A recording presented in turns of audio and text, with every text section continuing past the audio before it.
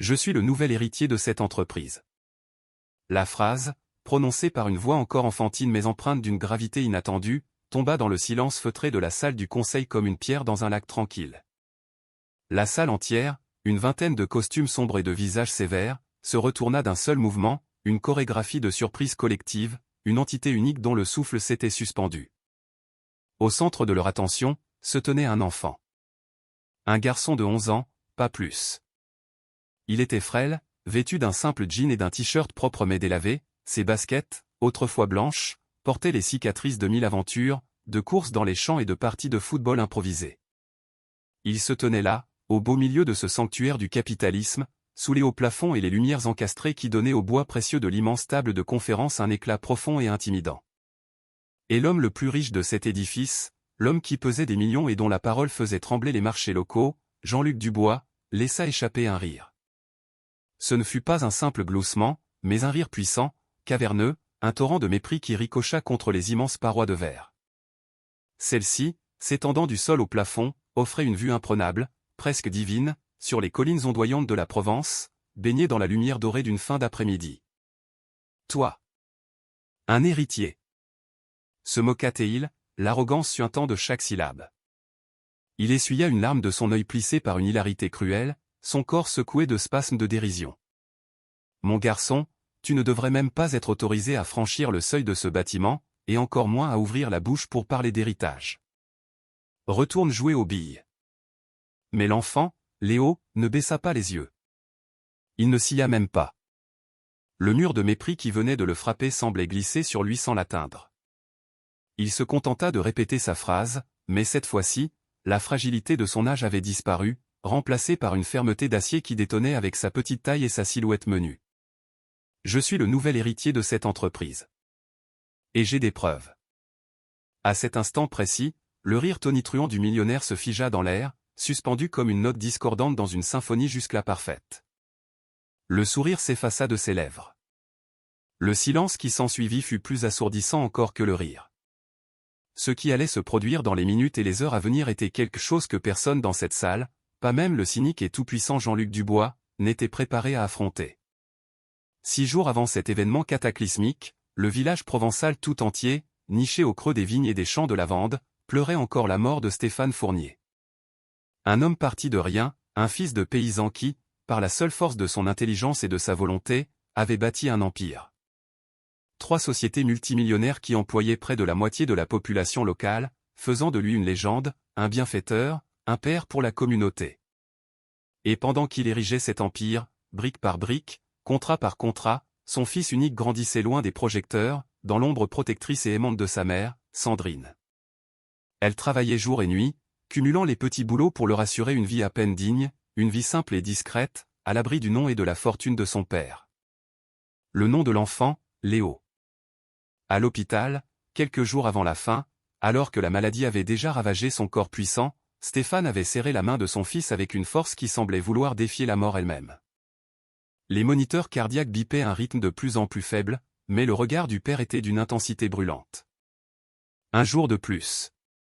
Justin, avait-il murmuré. Puis, rassemblant ses dernières forces, quand je serai parti, va dans mon entreprise. N'aie pas peur. Cherche le coffre-fort numéro 3. Il contient tout ce dont tu as besoin. Trouve-les.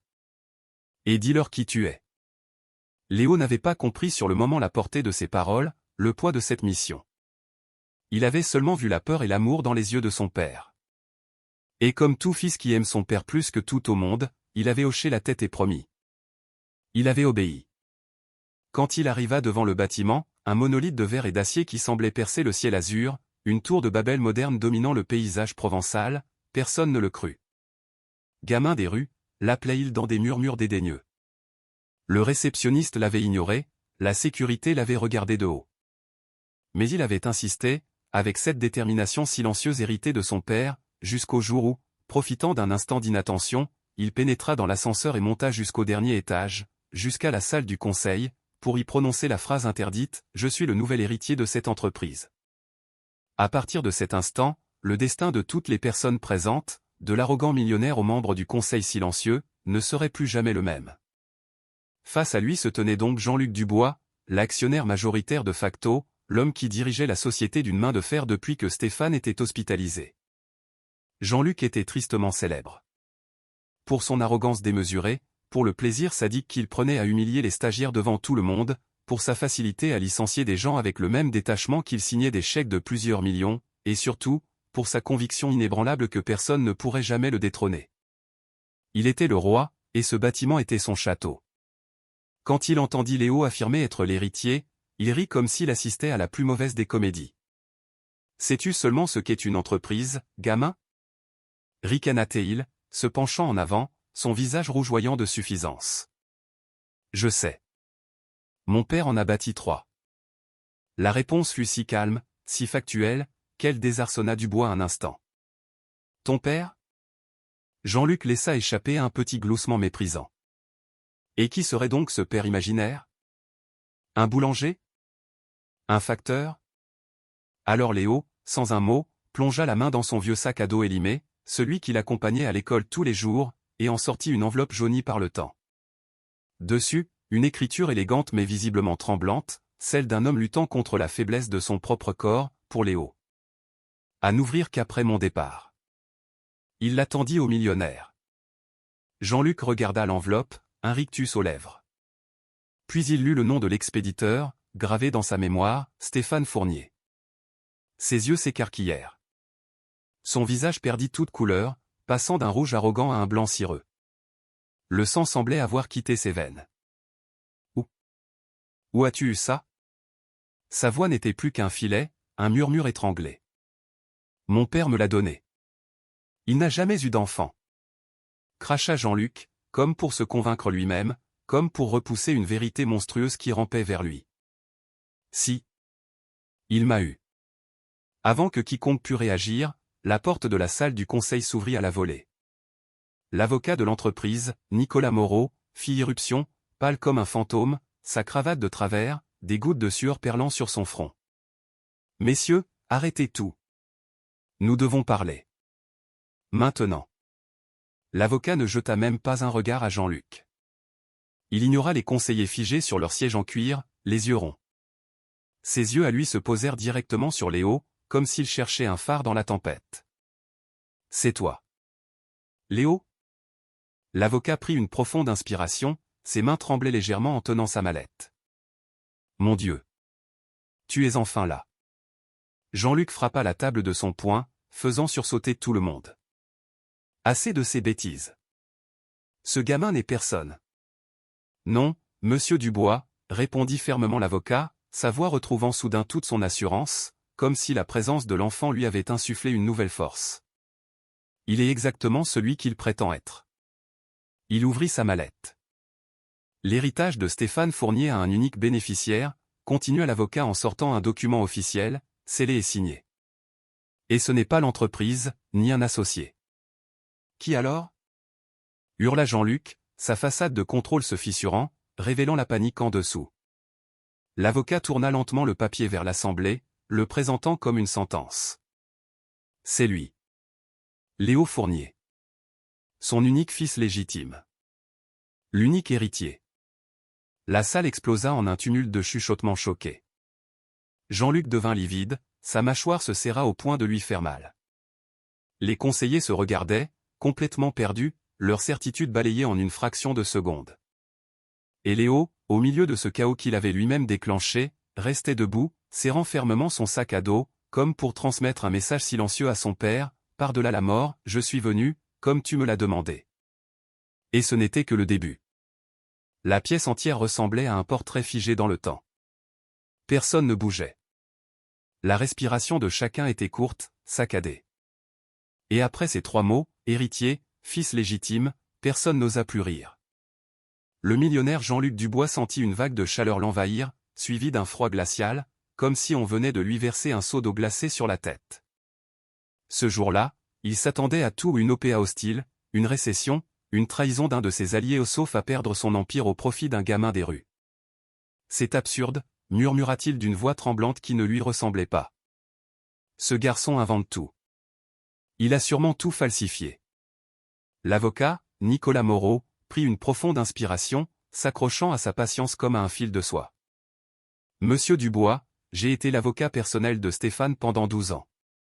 Je reconnais son écriture, je reconnais sa signature, et je sais exactement ce qui avait été planifié des mois avant son hospitalisation. Le testament a été mis à jour peu avant son décès.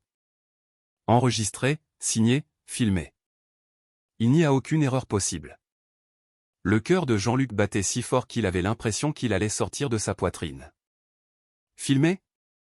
Répéta-t-il, essayant de garder contenance. Oui, répondit l'avocat, chaque mot pesé. Monsieur Fournier a enregistré une vidéo à l'hôpital. Il voulait s'assurer que personne n'essaierait d'interférer. Le mot « interférer » fut prononcé lentement, avec un venin contrôlé. Jean-Luc sentit le mot comme une flèche tirée droit sur lui. C'en était une. Léo observait tout en silence. Sa main agrippait toujours la lanière de son sac comme un bouclier, mais ses yeux clairs et perçants, étaient fixés sur Dubois. Il était important de le rappeler, il n'avait que 11 ans, mais son regard portait la maturité d'un vieil homme. L'avocat s'approcha de Léo lentement, respectueusement. « Léo, as-tu un responsable avec toi aujourd'hui? Un oncle, un grand-père? » Ma maman. Elle attend dehors. Un des conseillers, un homme aux cheveux grisonnants qui était resté silencieux jusqu'alors, ouvrit enfin la bouche. Vous avez dit que le nom de famille de l'enfant est Fournier, mais nous n'avons encore vu aucun document officiel le prouvant. Léo, sans attendre, ouvrit son sac à dos et en sortit un dossier cartonné. Tenez. Mon père m'a donné ça à l'hôpital. J'ai promis que je viendrais ici. Il le tendit à l'avocat. L'homme l'ouvrit doucement, comme s'il tenait quelque chose de sacré. À l'intérieur se trouvait l'acte de naissance de Léo, l'ancienne carte d'identité de son père avec son nom inscrit comme responsable, une lettre signée et authentifiée par un notaire, et une petite clé numérotée, en laiton. L'avocat posa la clé sur la table en verre. Le léger cliquetis métallique résonna dans le silence. Cette clé, messieurs, ouvre le coffre-fort numéro 3. Le coffre que Stéphane a demandé de ne pas toucher jusqu'à ce que son fils arrive en personne. Un murmure parcourut la pièce. Jean-Luc se leva brusquement, faisant basculer sa chaise. « C'est un piège !» s'exclama-t-il en frappant la table.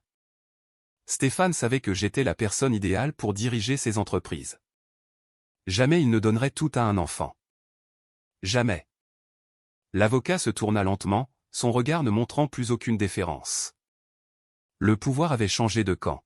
« Monsieur Dubois, j'ai besoin que vous répondiez à une question. » Quoi? Pourquoi êtes-vous si désespéré? Le millionnaire déglutit difficilement. Ses mains tremblaient. Je trouve simplement cela injuste, tenta-t-il d'expliquer. Cette entreprise est trop grande pour être confiée à un enfant. Le conseiller aux cheveux gris soupira. Jean-Luc, personne ne dit que l'entreprise sera dirigée par un enfant. Nous parlons d'un héritier, d'un propriétaire légal. Ce sont deux choses différentes. Un autre conseiller ajouta, Stéphane a toujours été clair. Ce qui est à lui revient à ceux qui l'aiment. La gestion de l'entreprise resterait entre les mains des directeurs. Il avait juste besoin de quelqu'un pour honorer son nom. Jean-Luc frappa la table du poing, hors de lui.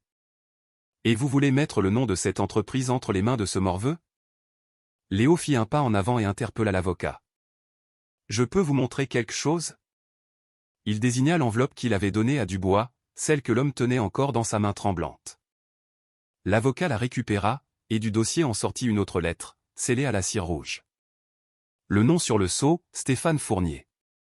Les conseillers s'inclinèrent légèrement, par réflexe, par respect pour le symbole. L'avocat se tourna vers Léo. Cette lettre a été écrite par ton père le dernier jour où il a pu écrire de sa propre main. Il a demandé qu'elle ne soit remise à l'héritier qu'une fois son identité confirmée. Vous pouvez la lire? Demanda Léo à voix basse. L'avocat brisa le sceau, prit une profonde inspiration et lut à haute voix, sa voix résonnant dans la salle paralysée. Mon fils, si tu lis ceci, c'est que tu as eu le courage de venir ici. Et je savais que tu le ferais. Tu es plus fort que tu ne le penses, plus préparé que tu ne l'imagines. Et cette entreprise coule dans nos veines. Elle n'existe que parce qu'un jour, j'ai voulu te donner un avenir que je n'ai jamais eu.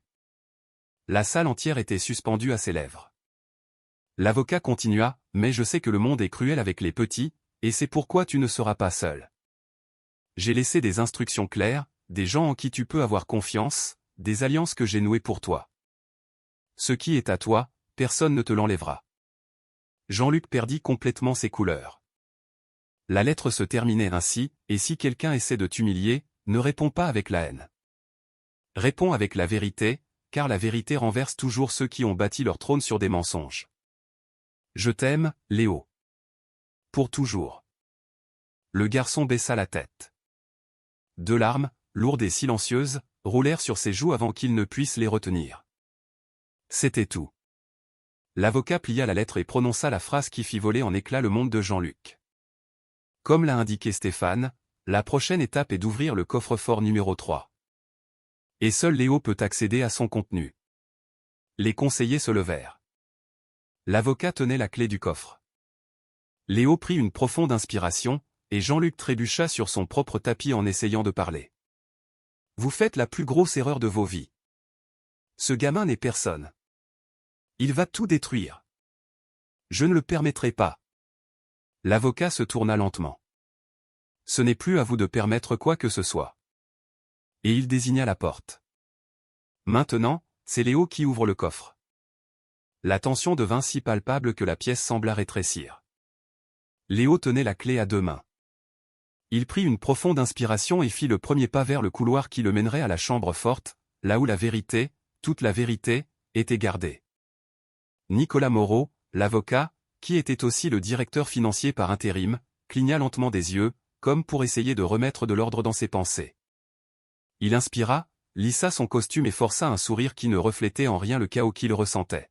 « Garçon, ce n'est pas une blague, dit-il en tentant de reprendre ses esprits. Sais-tu ce que signifie être l'héritier de cette entreprise? Sais-tu à quel point elle est grande? » L'enfant hocha lentement la tête, son regard sérieux fixé sur l'homme. « Oui, je sais. Et mon père le savait aussi. C'est pour ça qu'il a tout arrangé. » Le mot « père » fit que certains cadres échangèrent des regards gênés, comme s'il s'agissait d'une blessure ouverte que personne ne voulait toucher. Le nom de Stéphane Fournier était prononcé avec respect par tous, mais aussi avec une crainte acide de remuer des sujets qui pourraient rouvrir le passé. Nicolas s'approcha de la table, posa ses 2 mains sur le plateau de verre et se pencha en avant, fixant l'enfant. « Et où est ta mère » Le garçon ferma lentement la main, comme pour contenir une vague d'émotion avant qu'elle ne déborde. « Elle est dehors, elle attend. » Elle ne voulait pas entrer parce qu'elle pensait qu'on se moquerait d'elle. De nous. Il releva le menton, et une lueur de défi brilla dans ses yeux. Et elle avait raison. Le directeur recula légèrement, pris au dépourvu, non par la réponse, mais par le ton.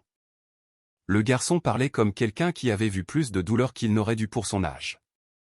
Un des plus jeunes cadres commenta à voix basse à son voisin, « Il parle exactement comme Stéphane. » Et cela changea instantanément l'atmosphère de la pièce. Le garçon prit une profonde inspiration, posa son sac à dos sur la table et l'ouvrit lentement. À l'intérieur, il n'y avait qu'une seule enveloppe épaisse, scellée à la cire rouge. Il la prit avec précaution et la tendit au directeur. « Mon père a dit que ceci expliquait tout, » affirma-t-il fermement, « et que quand je serai là, vous devriez l'ouvrir. » La pièce devint glaciale, parce que tout le monde ici savait ce qu'était ce sceau rouge.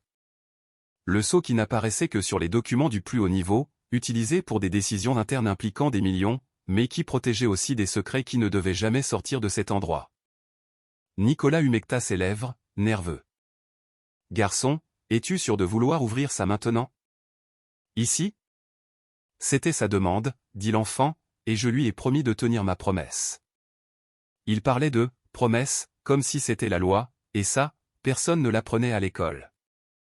Le directeur hésita, mais il prit l'enveloppe à 2 mains et la tint à contre-jour.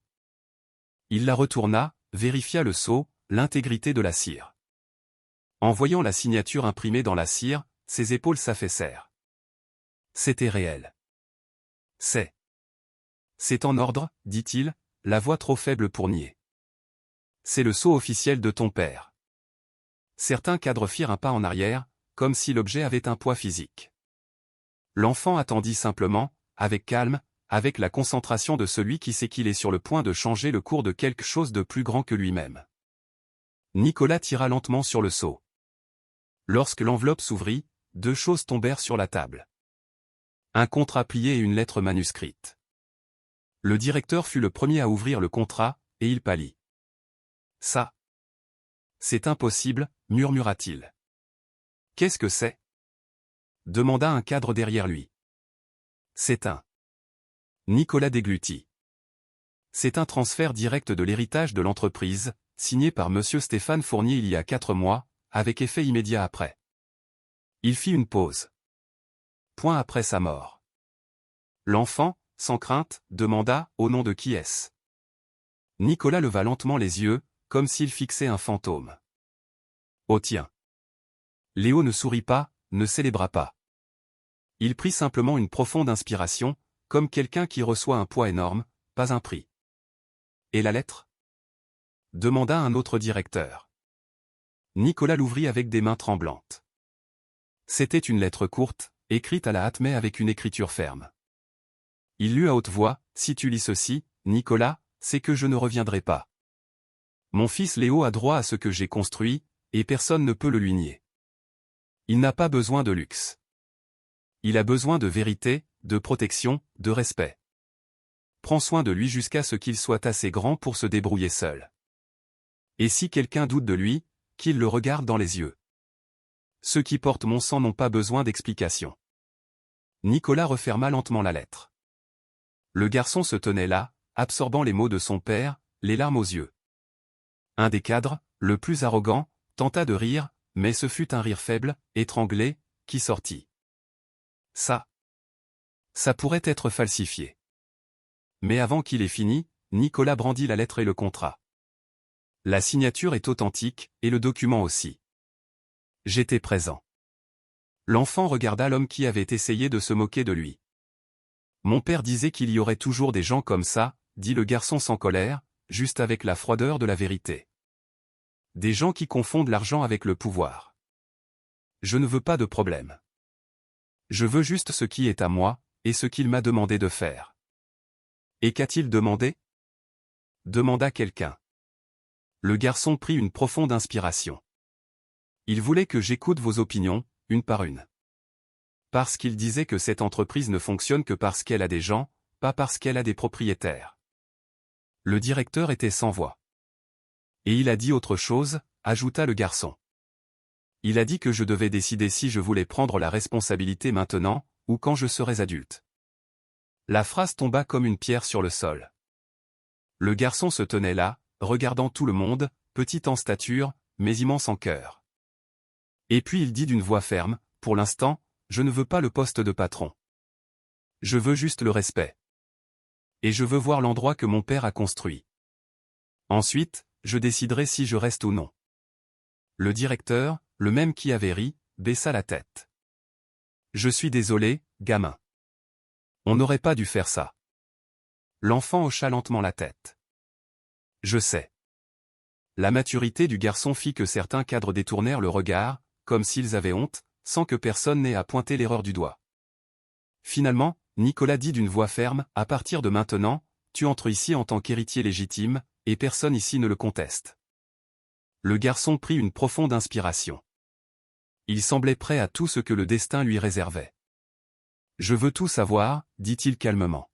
« Mon père a dit que je ne comprendrai l'héritage que lorsque je verrai de mes propres yeux ce qu'il a construit. » Certains cadres bougèrent, mal à l'aise, pris au dépourvu. « Tout ? » demanda Nicolas. « Oui. Tout. » C'était exactement ce que Stéphane Fournier aurait dit. Le directeur prit une profonde inspiration et hocha la tête. « Alors, commençons maintenant. » Il fit un signe à une employée qui ouvrit les portes de verre. L'enfant entra le premier, son sac à dos toujours sur ses épaules. Sa mère, Sandrine, qui était restée dans le couloir, se leva d'un bond en le voyant approcher. « Mon fils !» Elle courut vers lui, prenant son visage entre ses mains. « Tu vas bien ?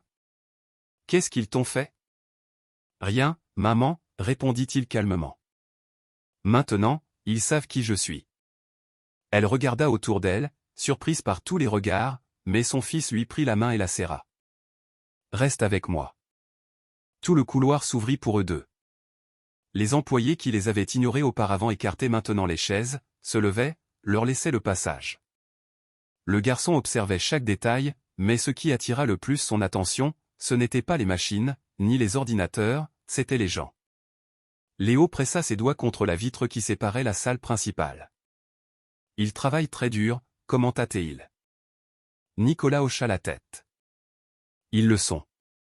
Sans eux, rien ne fonctionne. » Le garçon pencha la tête. « Mon père parlait de ça. Il disait qu'une entreprise, ce ne sont pas des murs. Ce sont les gens. Si on prend soin des gens, ils prendront soin de l'entreprise. » Nicolas ferma les yeux un instant.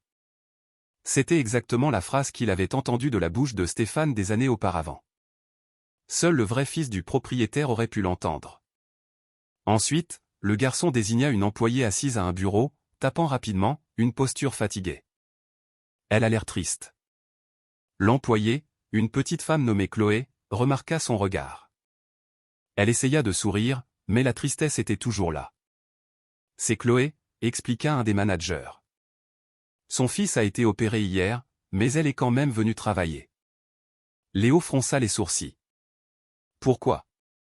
Le manager haussa les épaules. Parce qu'elle a besoin du travail, n'est-ce pas? Si elle s'absente, elle perd sa prime mensuelle. Le garçon regarda Nicolas. C'est juste, ça? Le directeur déglutit. Il savait que non.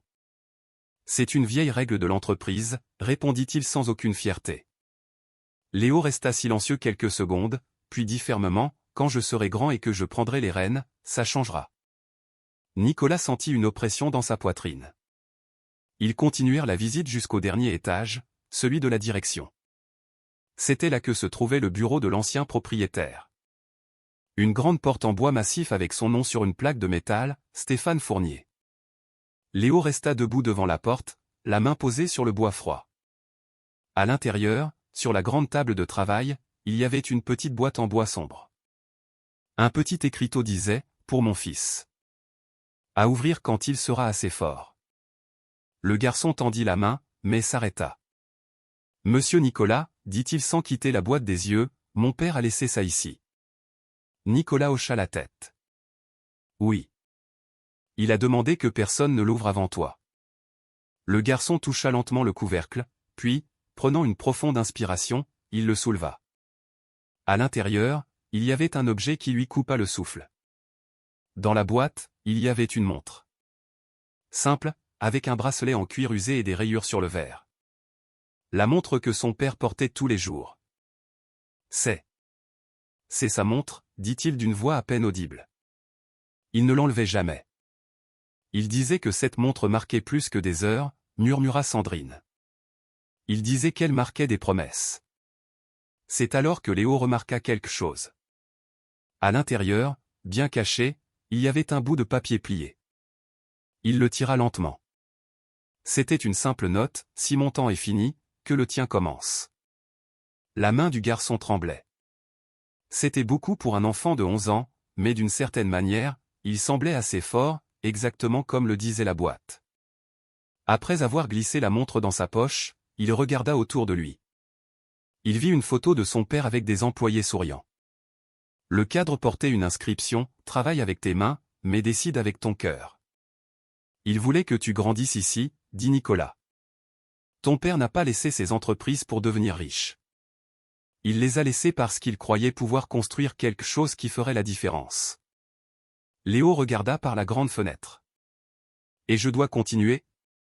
demanda-t-il. « Pas maintenant, » répondit Nicolas. « Tu as l'âge d'apprendre. Ton père a tout préparé pour que tu aies le temps de décider. » C'est alors que Nicolas ouvrit un autre tiroir. « Il y a encore une chose. » Il sortit une enveloppe blanche, scellée à la cire bleue.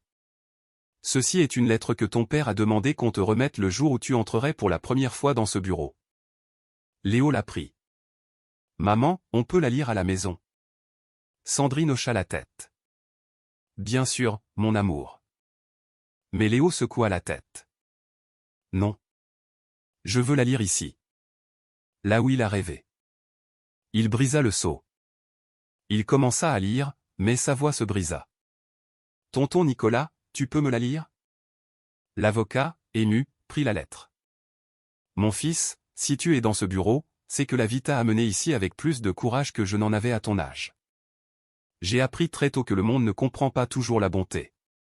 Mais toi, tu es né avec, d'une manière si pure que j'avais peur que le monde essaie de te l'arracher. Je ne veux pas que tu sois grand pour l'argent. Je veux que tu sois grand parce que tu écoutes.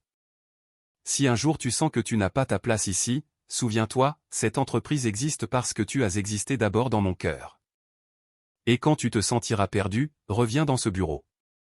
Regarde par la fenêtre. Je la regardais tous les jours et je me disais, mon fils verra ce ciel quand il sera assez fort. Ce jour est arrivé. Mon temps est fini. Maintenant, le tien commence. Nicolas arrêta de lire. Léo rangea la lettre dans sa poche, à côté de la montre. Puis il regarda Nicolas avec une fermeté qui surprit tout le monde. Je veux voir le reste de l'entreprise. Je veux savoir ce que mon père a fait, et ce qu'il reste à faire. Les yeux de Nicolas s'écarquillèrent, puis il sourit. Bien sûr, Léo. C'est ton entreprise. Mais le garçon leva un doigt pour le corriger. Ce n'est pas la mienne. C'est celle des gens qui travaillent ici. J'ai juste reçu le nom. Maintenant, je dois savoir comment l'honorer. Sandrine ferma les yeux, non pour éviter la douleur, mais pour remercier. Son fils grandissait exactement comme son père l'avait rêvé. La montre du père pesait lourd dans sa poche, mais c'était un bon poids. Le poids d'un guide, le poids d'une promesse. Nicolas marcha devant, d'un pas ferme mais plus lent qu'auparavant. Léo marchait au milieu, tenant la boîte de son père comme on tient un nouveau-né. Quand les portes s'ouvrirent, ils entrèrent dans un étage rempli de fenêtres. Les gens commencèrent à se lever lentement. Ils regardèrent l'enfant. Ils regardèrent la boîte. Une employée s'approcha. « Vous êtes ?» demanda-t-elle. « Je suis son fils. » Les yeux de la femme se remplirent de larmes. « Ton père. Il parlait de toi comme il parlait de l'avenir. » Un homme âgé s'approcha. « J'ai travaillé avec ton père quand il est arrivé ici. Il est arrivé simplement vêtu, mais avec une volonté que personne ne pouvait éteindre. Il serait fier de toi. » Quand Nicolas vit que le garçon était presque submergé, il posa une main sur son épaule. « Léo, nous allons te ramener à la maison. Demain est un autre jour, et quelque chose t'attend. » Quoi? Demain, l'associé de ton père vient. Pierre Lambert. Il était à l'étranger et il a des choses à te dire. Léo prit une profonde inspiration. Alors, je reviendrai demain. Le lendemain, Léo se réveilla tôt. Dans la vieille Renault 4, il ne cessait de regarder par la fenêtre. Dès qu'ils entrèrent dans le bâtiment, l'atmosphère était étrange. Les gens chuchotaient. Pierre Lambert est arrivé, dit Nicolas à voix basse. Il dit qu'il a droit à une partie de l'entreprise. Dans la salle, au centre, se trouvait un homme âgé, aux cheveux gris et à la posture rigide. Alors, dit-il en voyant Léo, tu es le fils de Stéphane. Oui, je le suis. Je m'appelle Pierre. J'ai été son partenaire. Sandrine tira son fils en arrière. Que voulez-vous? Je veux ce qui est à moi. Avant de mourir, Stéphane a signé des documents que vous ignorez. Les enfants ne savent pas ce que font les adultes. Sandrine était furieuse. Ne parlez pas comme ça à mon fils. Nicolas fit un pas en avant. Pierre, vous ne pouvez pas parler ainsi. Stéphane a tout laissé en règle pour son fils. L'homme sourit froidement. Nous allons voir. Il laissa tomber un dossier sur la table. Tu reconnais ça? Léo s'approcha. Vous avez connu mon père? Demanda-t-il calmement. Bien sûr. Vous le connaissiez vraiment? Si oui, pourquoi ne m'a-t-il jamais parlé de vous? Pierre détourna le regard. Cet homme mentait. Léo le sentit. Mon père ne vous faisait pas confiance. Ne dis pas de bêtises. Pierre rougit. Écoute, morveux. Avant qu'il ne puisse finir, un employé ouvrit la porte, désespéré. Monsieur Lambert, ils ont trouvé quelque chose dans les archives numériques de Monsieur Fournier. Une vidéo. Il a laissé des instructions spécifiques pour qu'elles ne soient ouvertes que lorsque l'héritier serait présent. Les yeux de l'enfant s'illuminèrent. Pierre s'affala sur sa chaise. L'employé demanda « Voulez-vous que je la lance maintenant ?» L'employé tenait la tablette. L'écran brillait. « Voici la vidéo » répéta-t-il. « Je veux la voir » dit Léo. L'image apparut. Stéphane, dans son bureau, plus mince, fatigué, mais avec ce même regard intense. « Si vous regardez ceci, c'est que l'héritier est arrivé. Mon fils, j'aimerais être là. J'ai laissé derrière moi 3 entreprises, mais aussi la vérité. Parce que je savais que quelqu'un essaierait de te prendre ce qui t'appartient. » Les avocats de Pierre échangèrent des regards inquiets. Cette personne, continua Stéphane, n'est pas un ami. N'a jamais été loyal. Il a tenté de me nuire plus d'une fois. Quand je suis tombé malade, il a tenté de me faire licencier. Sandrine porta une main à sa bouche. Son nom va sortir, chuchota Nicolas. Le cœur de Léo battait à tout rompre. Le nom, dit le père, est Pierre Lambert. La salle explosa. Pierre devint livide. Pierre m'a trahi, continua la vidéo. Il a tenté de convaincre les investisseurs que j'étais incompétent. C'est pourquoi j'ai laissé des instructions claires. Si cette vidéo est publiée, c'est qu'il a tenté de faire quelque chose contre mon fils. Mon fils, n'aie pas peur. Tout est à ton nom. Lui. Il n'a rien. La vidéo se termina. Le silence fut brisé par la voix de Pierre. C'est un mensonge. Mais personne ne le crut. Un agent de sécurité s'approcha. Monsieur Lambert, nous allons avoir besoin que vous nous accompagniez. Léo le regarda avec un calme nouveau. Vous avez essayé de tout prendre à mon père. Mais il ne vous l'a pas permis. Ce n'était pas de la chance, répondit Léo. C'était la vérité. Pierre s'effondra, vaincu. Quand la porte se referma derrière lui, toute la pièce respira à nouveau. L'avocat tendit les documents originaux à Léo. « Qu'est-ce que je fais maintenant ?» demanda l'enfant. « Maintenant, dit Nicolas, tu prends les rênes. » Une employée âgée s'avança, les yeux pleins de larmes. « Mon fils, ton père a sauvé cette entreprise. J'aimerais travailler pour vous. Je suis juste Léo. Alors je veux travailler pour Léo. » L'avocat tendit un autre document. L'enregistrement du transfert. Il te permet de donner tes premiers ordres. Léo prit le stylo, mais ne signa pas tout de suite. Il regarda les employés. Puis il dit, « Ma première commande n'a rien à voir avec l'argent. Je veux une salle spéciale ici pour les enfants des employés. Une belle salle avec des livres, des jeux. Je veux que les parents puissent travailler en paix. Et je veux que cette salle porte le nom de mon père. » L'émotion éclata dans la pièce. « Ton père serait fier, dit Nicolas, la voix tremblante. » Léo signa.